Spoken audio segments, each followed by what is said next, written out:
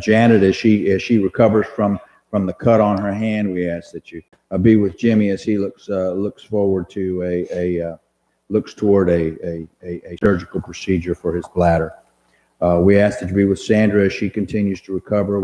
We ask that you be with Shawn Godwin as she continues to recover from her back injury and residual effects of her stint with the virus. There are so many whose thoughts and prayers we raise to you, and you know more of their needs and their welfare than we do, Father. And we place them in your hands. We place ourselves in your hands. We thank you for everything that we have. We offer this prayer in the name of your precious Son. Amen. And so are we at the beginning of Daniel 10? 10:4. 10:4. Okay. Does that mean we're beginning at Daniel 10 or we're at Daniel 10 verse 4? We're in verse 4. Yeah. Well, it's just going to be a screensaver is all it's going to be. I guess it helps to use the ONOFF adjustment. All right. Let's see if that works. And again, it's there you go. Now I probably turned it back off again while I was waiting.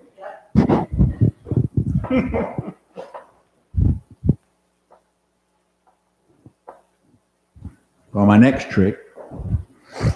Okay, so we are at Daniel 10, verse 4, and of course we saw the preamble here. We saw that Daniel had been basically fasting. He calls it mourning, but that may very well be because of the translation from the old Akkadian language form and into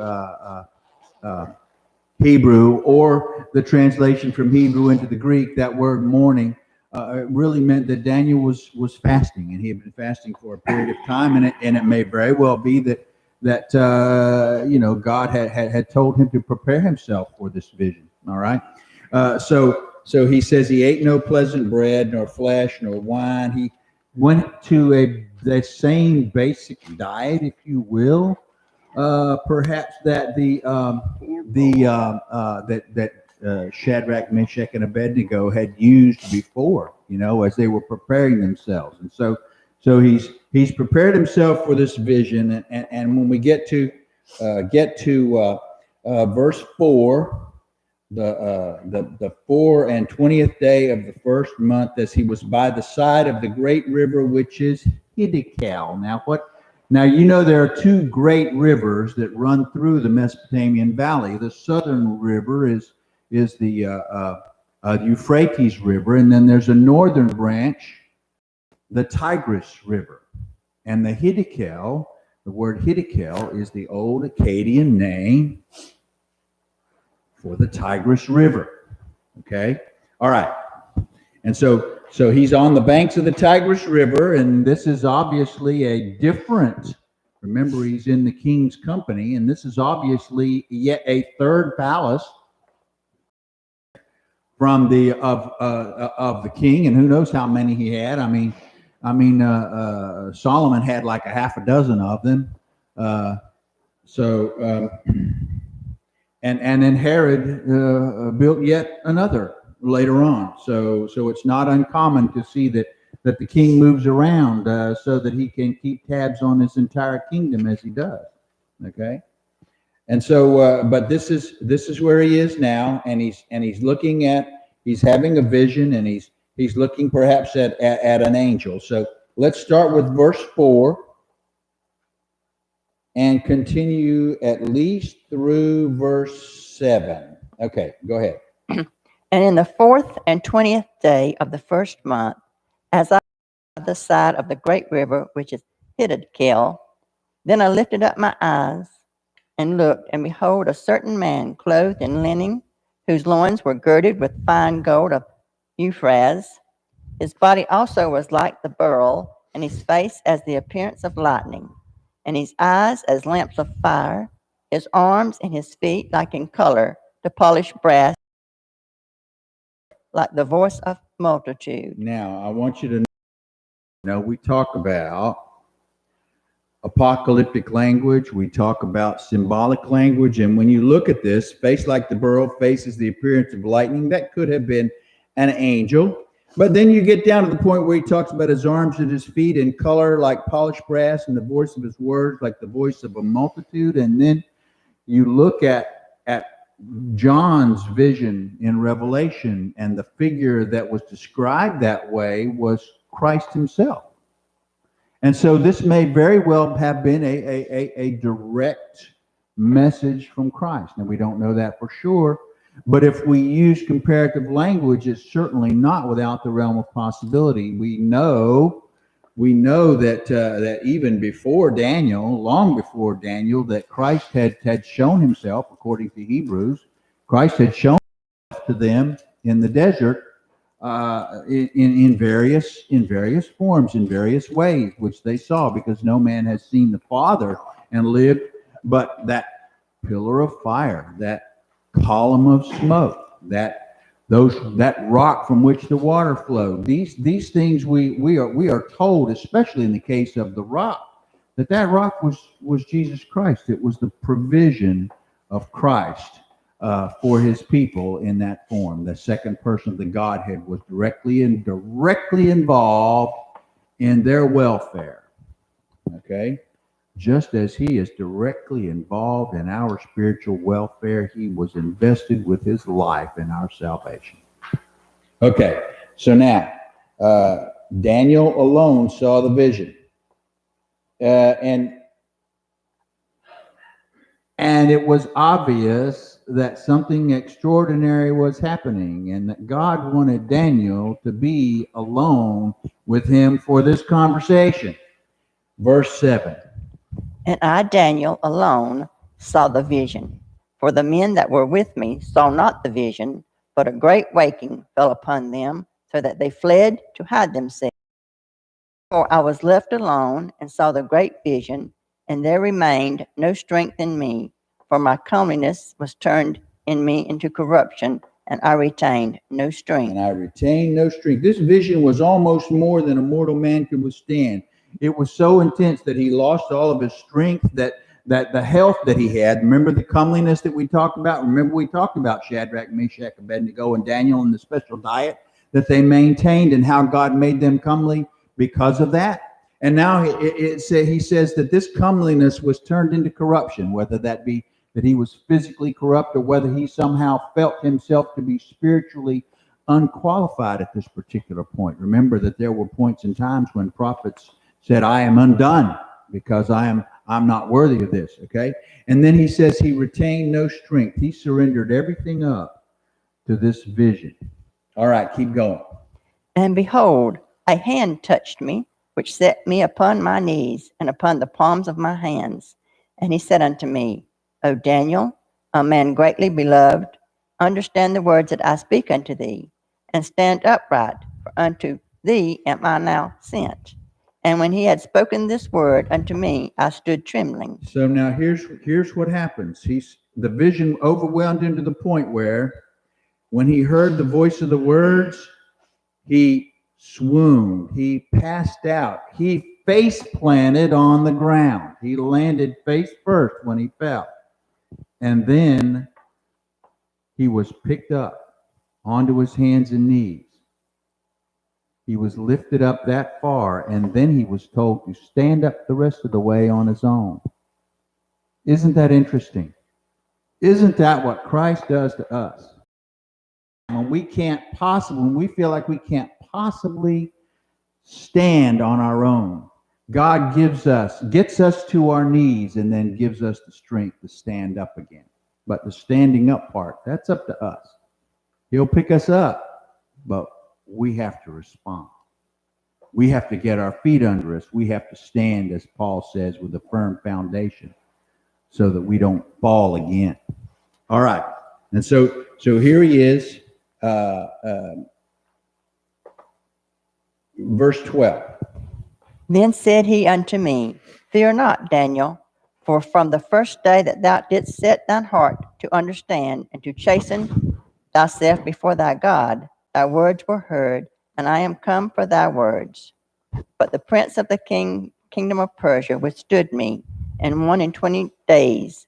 But lo, Michael, one of the chief princes, came to help me, and I remained there with the kings of Persia. Now I am come to make thee understand what shall befall thy people in the latter days. For yet the vision is for many days. And when he had spoken such words unto me, I set my face toward the ground, and I became dumb. Okay, now I want to point something out to you.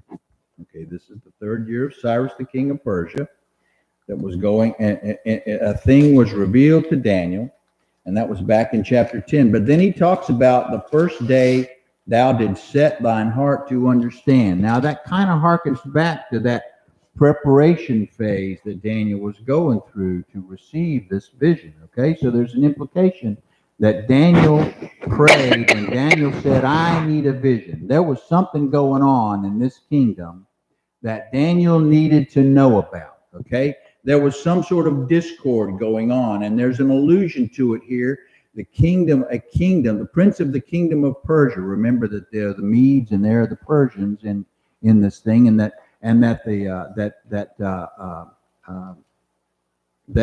there is a civil war of some sort going on, and God is apparently involved in these affairs, because it's not time for Persia to be replaced by the Greek Empire yet, because Cyrus has not sent these people home yet the way he's supposed to send them home. Until Cyrus can do that, the Persian Empire will not be allowed to fall to the Greeks and move on to the next phase of this move toward the fullness of time, where the seed promise will be fulfilled in the coming of Christ. And so God's timing is critical, and the affairs of the Persian kingdom must be set right. And so we see that one of the chief princes came to help me. So Jesus is, so it appears that we're talking about the second person of the Godhead, and we're talking about Michael, the archangel, if you will, who is also helping in that regard.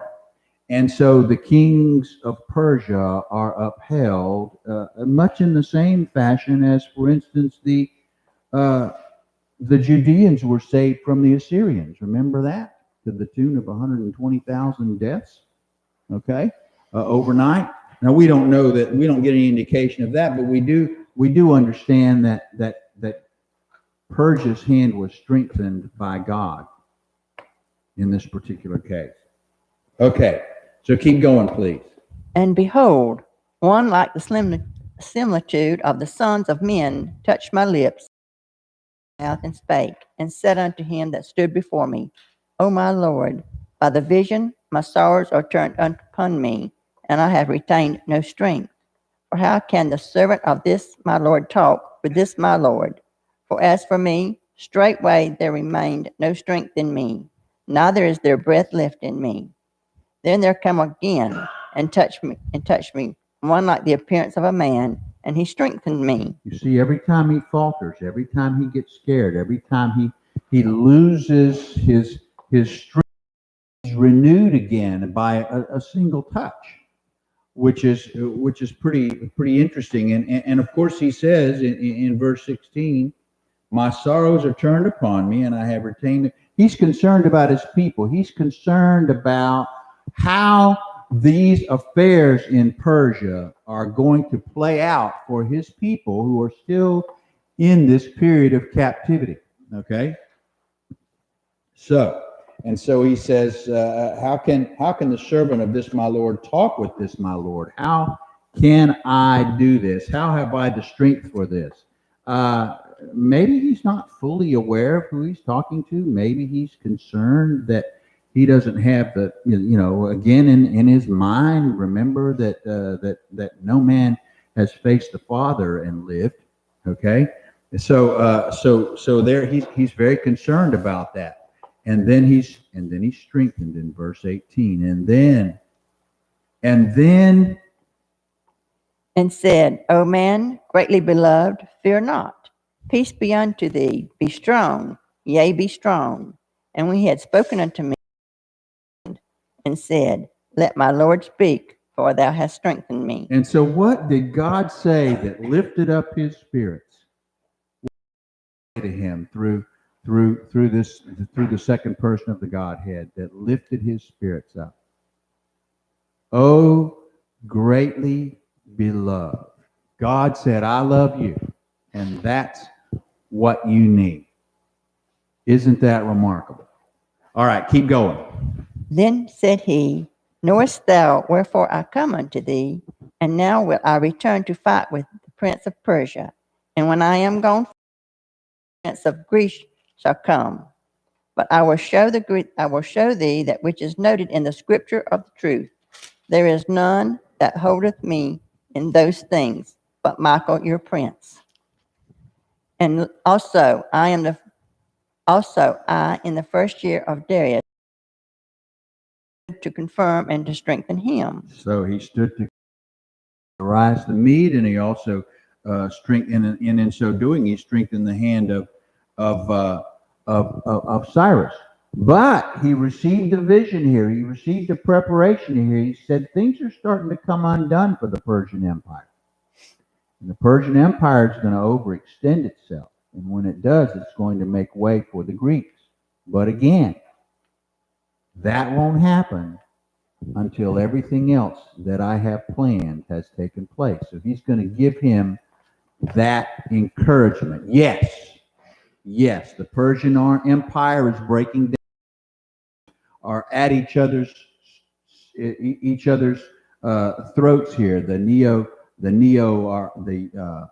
Neo-Chaldeans are once again raising their ugly head, and eventually this is going to tear down the Persian Empire. It's going to whittle it down as their lines of communication get to be stretched too much, as they overstretch themselves, as of course Xerxes did whenever he confronted the Greeks. They bought a little time, and then they lost Athens, but then all of Greece came back and basically expelled the Persians.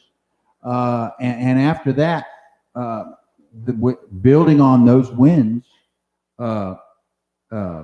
Alexander's father, Philip of Macedon, amassed an army that eventually defeated the Persians, and with the following rise of the Greek Empire as well. And so you're going to see a prophecy of these things which are happening. When he talks about the conflict between the North and the South, he's actually talking about that conflict between Greece and Persia, North and South. Okay, keep going. And now will I show thee the truth.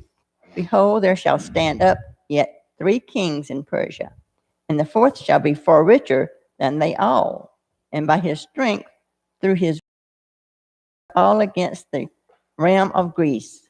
And a mighty king shall stand up that shall rule with great dominion, and do according to his will.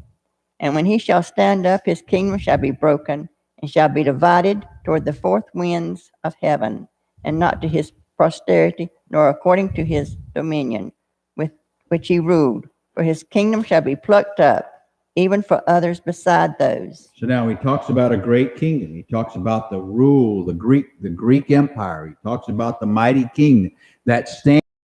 He's talking about Alexander the Great, and he says that when he shall stand up. Okay, now what are we talking about when he shall grow up, when he shall be a man? Remember that Alexander the Great, I mean, by standards, okay, you're not a man until you're 20.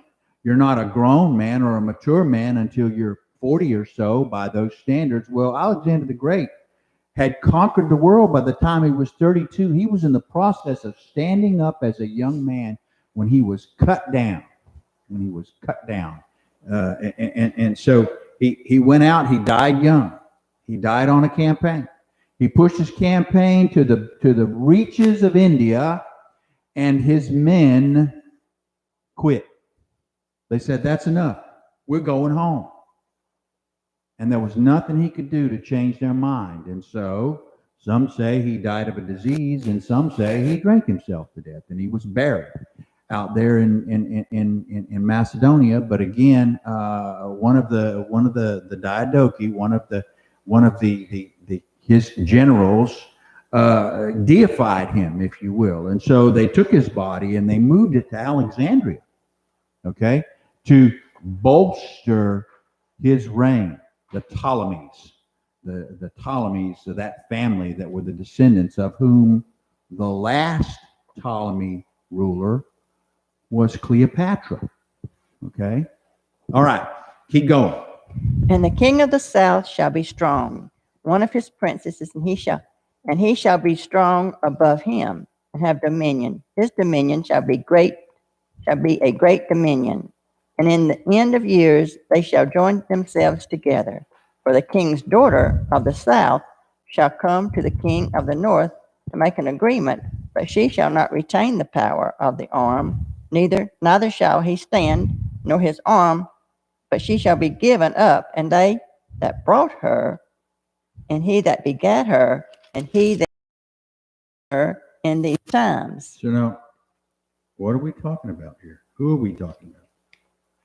Who do we think we're talking about here? I believe that we're talking about a forerunner of the Egyptian ruler, possibly a grandmother or a grand ancestor of Cleopatra, and historians say her name was Berenice, and so the king's daughter makes an agreement with the king of the north, and then but that doesn't stand. Again, we're talking about the back and forth of the Greek interaction with all the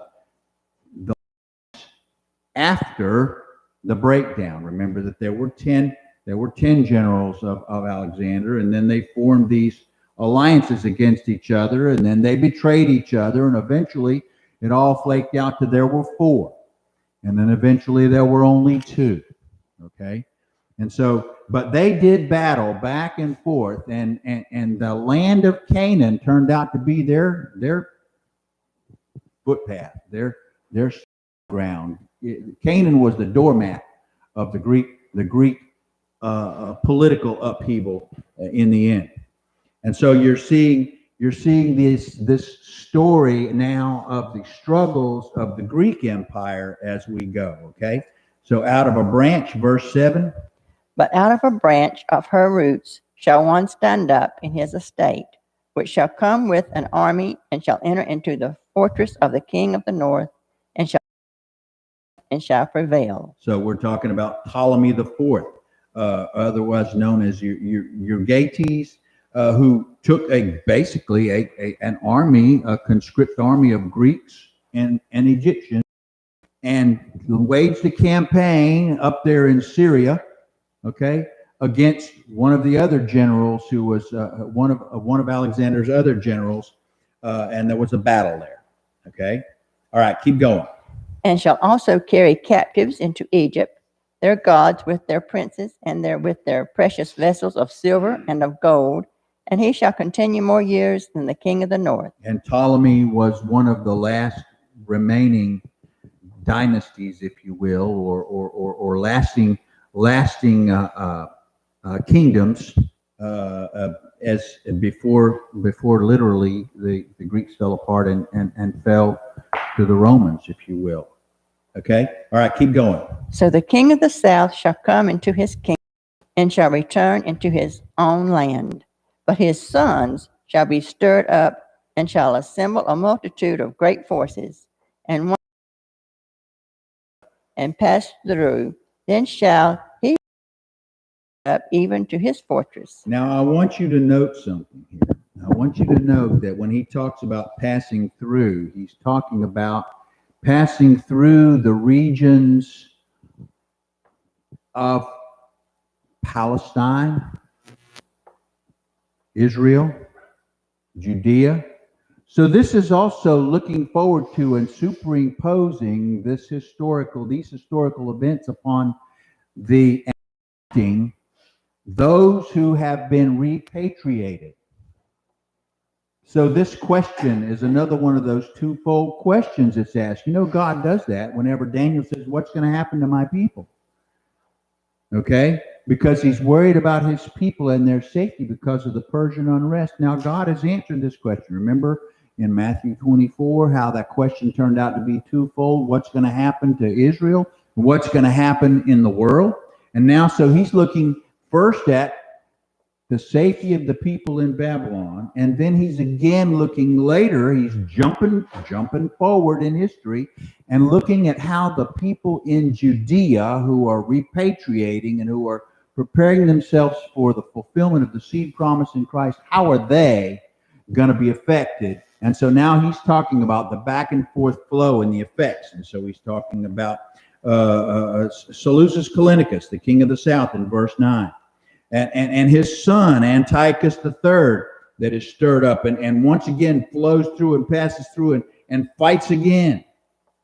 And then he talks about Philopator, Ptolemy the fourth. And now Antiochus, remember that Antiochus is one of those kings that from the north, okay? And then you've got the Ptolemies. And so Ptolemy the fourth is the king of the south in verse 11, and shall fight with the king of the north. And so we see that there's a back and forth. And when you hear the Antiochuses and you hear the Ptolemies, you hear northern kingdom and southern kingdom of this Greek empire, as you will, and the fight back and forth. And much of this fight takes place in and around Palestine. It flows back and forth from the borders of Egypt to the borders of Syria. And so it's a battlefield. Remember, we talked about the Valley of Esdraelon. We talked about that section of land there in the northern part of Israel, which is probably one of the most contested pieces of real estate in the world. Tank battles were fought there in the First World War and the Second World War. The Brits fought there as they fought the Turks. The nations of the two kingdoms of Greece fought, and that's where they fought because it was an open area that was. And because of that, when you hear about the Armageddon, they talk about Armageddon, the figurative Armageddon, they use an image, and that image is that particular plain, that plain of Megiddo, where conflict has so historically occurred, and so much so that these people these Christians and those who are descended from the Jews historically understand that this, when they hear about Armageddon, when they hear about Megiddo, they're talking about a place of conflict. In general, a place of conflict. But again, in Revelation, we're not talking about a physical conflict. We're talking about a spiritual conflict. So this is spiritual, the spiritual plains of Esdraelon, if you will, where good and evil, where God and the devil do battle. Okay? But it's not a place. It's a concept. And in this particular place, in this particular point, we're talking about he's nailing down the geography of this conflict. And so we've seen earlier on in Daniel, we talked about the 70 weeks, and I'm gonna revisit the 70 weeks because I want you to understand that God went to great lengths to provide an image, a time stamp, whereby we could know that everything went according to God's plan and happened how and when God intended it to happen, right up to and including the seed promise, the fulfillment of the seed promise, and the birth and proliferation of the Christian age. But right now we are looking at the effect on God's people in and around Judea. This is the jump forward. Okay, and so we're looking at the historical passage of figures of the Greek Empire and conflict within the Greek Empire. That's usually what happens with an empire, a great empire. It usually isn't conquered from the outside. It erodes from the inside. Okay, and which is a lesson that we in America need to learn, because most countries, as long as they're united, are not going to get overrun. And if they are, it will only be for a short time. So let's continue on. Are we in verse 11, King of the South? Move with choler, anger, move with malice. Okay. So verse 11. And the king of the south shall be moved with choler, and shall come forth and fight with him, even with the king of the north. Forth a great multitude, but the multitude shall be given into his hand. And when he hath taken away the multitude, his heart shall be lifted up, and he shall cast down many 10,000, but he shall not be strengthened by it. Yeah, his heart is lifted up. He gets overconfident. He starts to continue to do battle and cast down and battles, but he doesn't gain any strength. He gains no security from it. And so we look one more. So that we're talking about the king of the south. We're talking about Ptolemy the fourth, Philopator, which was his Greek name, and so he continues and he overstretches himself, overpresses himself, and when he does, the king of the north, who has been determined to be Antiochus III, will come back and confront and defeat Ptolemy the fifth. Verse 13. For the king of the north shall return, and shall set forth a multitude greater than the former, and shall certainly come after certain years with a great army and with much riches. That riches means spoils. Okay, keep going. And in those times there shall many stand up against the king of the south. Also the robbers of thy people shall exalt themselves to establish the vision, but they shall fall. Talking about robbers of thy people shall exalt themselves. Robbers of thy people, traitors, people who want to take sides or who want to try to stay neutral in this thing as they stand against themselves, as the Antiochans stand against the Ptolemies, if you will, and so they will try to stay neutral, and when they do, they try to make gain from it. You know, that was a nice thing about Switzerland. You know, Switzerland has done this. You know, they stayed neutral. There they are, nestled between Eastern Europe and Western Europe, and nestled between Germany and France, and so they somehow managed to remain neutral in such a way that they were not invaded by Germany or France. And what did it do for them? They became incredibly wealthy. They became the banking capital of the world because they played on that neutrality. They built on that neutrality. Now, whether they still maintain that position or not, because there are other banking centers now that have supplanted them in many ways, but they played on that. They played on the other countries by staying neutral and getting rich off of it. Okay? Is this still part of Daniel's vision, or is this not? Yeah, this is all still part of Daniel's vision. He's talking about, this is Daniel, basically, this is the second person of the Godhead, in my opinion, telling Daniel, this is what's going to happen. You're going to see this back and forth going on. And he's saying there's lots and lots of turmoil going on here. It's almost apocalyptic in nature, but it's not necessarily, because in this particular case, he's actually specifically talking about people. Unlike Revelation, and Revelation is talking about people, and he's talking about kingdoms as well. But we need to remember that also has an immediacy. And we're getting the same message here. And in the end, we will get the message which God wants to impart to Daniel as regards his people, and that is that they will be protected until and as long as they do God's will. Okay? All right. So keep going. So the king of the north shall come and cast up a mount, and take the most fenced cities, and the arms of the south shall not withstand, neither his chosen people, neither shall there be any strength to withstand. Yeah, now cast up a mount. That's a siege engine. This is Antiochus IV now, who was doing battle with the Ptolemies once more, and there are reinforced fortresses, fortress cities, if you will. And so when he says cast up a mound, they have these siege engines, which they can push up, and they can do mounting ladders and towers and assemblies where their people can come up and get over because they can't get through the wall, they can't get through the gate, they can only go over it, but to go over it, they have to build a mound, a big berm that goes up against the wall. They build a big wall in front so they can defend themselves against archers.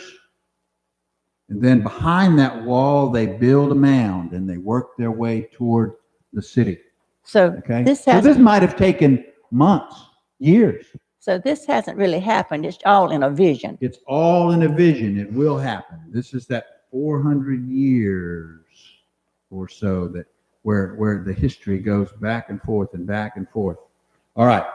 So the king of the north comes, besieges all of the cities. Now, of course, he has to do that because if you're going to wage a battle, you cannot have a fortified enemy stronghold behind you in your line of communication, or they're going to come up and cause problems from you from the rear or from your flanks. So you have to literally move your lines of communication. You have to secure, you have to maintain military superiority behind you before you can move forward. And so that's what we're talking about here. So he says, the king of the north shall come and cast up a mount, take the most fenced cities, fenced being the strongest city, and the arms of the south shall not withstand, and neither his chosen people, neither shall there be any strength to withstand. He has completely established military dominance in the regions behind him so that he can continue to reach forward. And that basically is to the regions to the north of him. Nothing moves north of him, behind him, unless he approves it. Okay? And so, verse 16, we're talking about Palestine here, the glorious land. Keep going. But he that cometh against him shall do according to his own will, and none shall stand before him. In the glorious land which by his hand shall be consumed, he shall also set his face to enter with the strength of his whole kingdom, and upright ones with him. Thus shall he do, and he shall give him the daughter of women, corrupting her, but she shall not stand on his side, neither be for him. So we're talking about here Cleopatra, and so this is one of the Cleopatras, okay, and so she then will betray him. The reason she will betray him is because she will form a league with the Romans. Okay, all right, keep going. After this shall he turn his face unto the isles, and shall take many, but a prince for his own behalf, offered by him to cease, without his own reproach, cause it to turn upon him. Then he shall turn his face toward the fort of his own land, but he shall stumble and fall, and not be found. So he starts to retreat. He has overextended himself, and so he starts to contract his kingdom and his sphere of influence. And as he does so, this studied retreat, as he does so, his power literally evaporates. Well, it evaporates because he's being besieged, the isles, the other places. He's waging a war with the Roman Empire in those isles, in those regions around Greece. And so that play back and forth between the Romans and the Greeks starts to wear down the kingdom, if you will, and eventually the Romans will prevail. And so he turns his face toward his own land and stumbles and falls and is not found. That will be a good place for us to stop right there. We will mark this, and so we will start at verse 20 of Daniel 11 next week. Are there any comments, observations or questions that people might have here? I know that following the history of the Greeks and the Romans can be a very confusing thing because it was such a tumultuous period of time that things changed rapidly. But I want you to remember that there were those who, and you'll see this, one of the things that Antiochus had problems with was that the Greek rebels, those Greek the Israeli nationals, the Jews, the Jewish patriots, waged a war against him, and there are many of these accounts given in the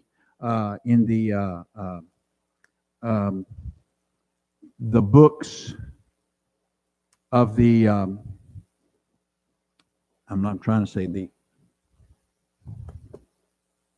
Apocrypha. The books of the Apocrypha contain historical accounts of the Jewish rebellion, if you will, against the Greeks and then again against the Romans, okay? So if there are no further questions, we'll take a break and we'll come back at the top of the hour. Thank you for your attention. Thank you.